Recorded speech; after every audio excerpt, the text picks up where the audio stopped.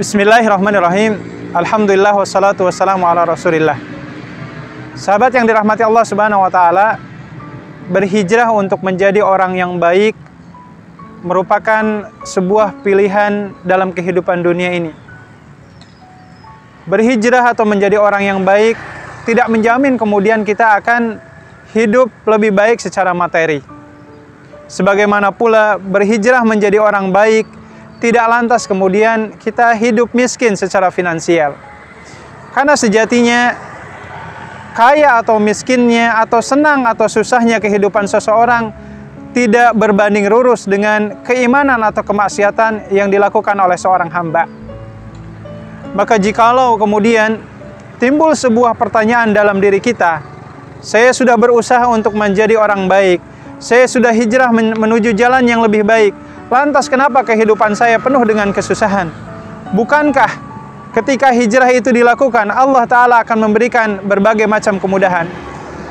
Sahabat yang dirahmati Allah Subhanahu wa Ta'ala, ketika berbicara untuk menjadi orang yang baik, berhijrah menjadi orang yang soleh, ini memang adalah pilihan-pilihan yang pastinya di hadapan kita akan terbentang berbagai macam hambatan dan ujian-ujian yang ada.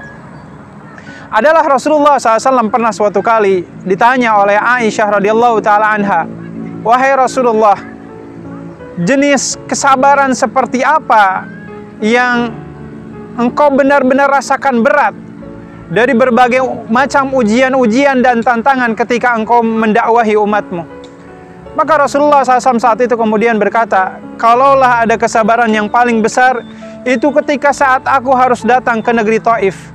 Aku mendakwahi umatku dan ternyata sebelum aku berbicara apapun, orang-orang penduduk sekampung itu telah mempersiapkan diri, mempersenjatai tangan-tangan mereka dengan bebatuan. Dan aku pun ibarat orang-orang yang penuh dengan kesalahan dilempari oleh warga sekampung. Sementara dalam kondisi berdarah-darah, aku menyelamatkan diriku dan malaikat memberikan pertanyaan atau semacam memberikan tawaran. Malaikat Jibril berkata, 'Wahai Rasulullah, sekiranya engkau meminta kepada Allah agar aku mengambil satu gunung dan aku hempaskan ke penduduk Taif, niscaya Allah Ta'ala akan mengabulkannya.'" Pada titik inilah kemudian Rasulullah SAW merasakan ujian kesabaran begitu besar. Ketika beliau berusaha untuk menurunkan kebaikannya, memperbaiki kondisi masyarakat yang jauh dari nilai-nilai ketauhidan, dalam kondisi berdarah-darah, ada tawaran dari Allah Ta'ala melalui perantaraan malaikat Jibril untuk melakukan bahasanya semacam pembalasan. Dan ini menjadi pembelajaran ikhwatihikullah. Rasulullah SAW, para sahabat, mereka adalah orang yang baik yang ingin menurunkan kebaikannya dalam kondisi, dalam kehidupan sekitar mereka. Tapi ternyata tantangannya memang berat adanya. Maka Allah Subhanahu wa Ta'ala memberikan jawaban bagi kita yang hari ini mengeluh karena sudah berusaha menjadi orang baik, tapi ternyata kehidupan kita belum terlalu baik adanya. Maka Allah Ta'ala memberikan nasihat di surat Al-Baqarah ayat 214. A'udzubillahi minasyaitonirrajim. Am hasibtum an tadkhulul jannah walamma ya'lamillahu alladhina jahadu minkum wa ya'lamas sabirin.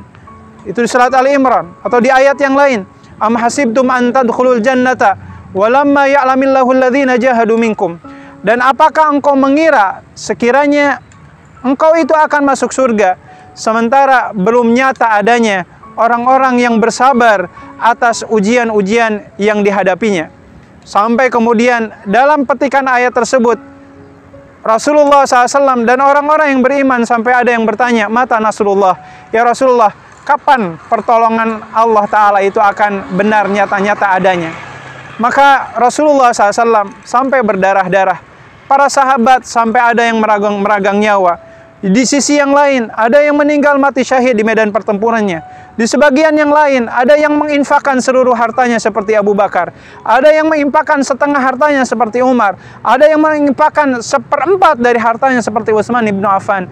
Dan ini mengisyaratkan bahwasanya ketika kita berikhtiar menjadi orang baik, itu adalah pilihan yang memang harus kita tanggung kesulitannya. Tapi di sisi yang lain, daripada kemudian kita mengeluh kenapa kehidupan kita penuh dengan kesulitan, ada baiknya beranjak dari berusaha untuk mensolehkan diri, kita kemudian melangkah menuju ikhtiar mensolehkan orang-orang yang di sekitar kita. Karena pada prinsipnya soleh seorang diri itu tidak cukup, tapi mensolehkan orang lain itu adalah pilihan yang jauh lebih baik di hadapan Allah Subhanahu wa taala.